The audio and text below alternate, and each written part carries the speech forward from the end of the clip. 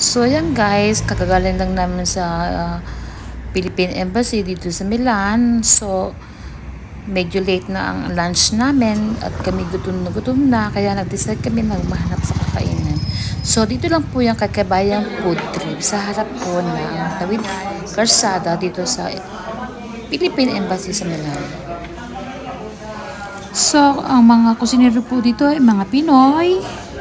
So yan, kita nyo guys, may mga prices po, very affordable price.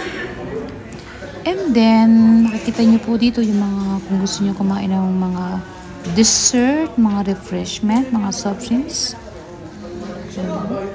Tapos meron po tayo dito sa mga, ayan, mga bakery. Meron po yan po yung mga special halo-halo by request kung mga gusto yung mga flavor. So punta na kayo guys dito sa Food Trip.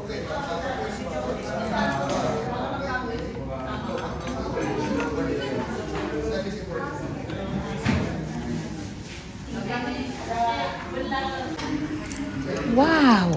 Did you see guys? Halos masaid ko na. Sobrang sarap at napaka-special ng kanyang Go to Heaven ang pangalan ng aking kinain na niluto. Go to Heaven daw. Go to Heaven. Talagang mapunta ka sa langit sa sarap. So yan guys, dito lang yun sa sa Kakabayang Food Trip sa Matawid Karsada lang po dito sa Milano sa Philippine Embassy.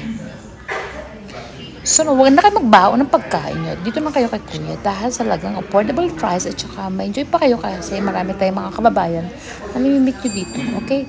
Thank you so much and I'll see you on the next vlog. Bye-bye!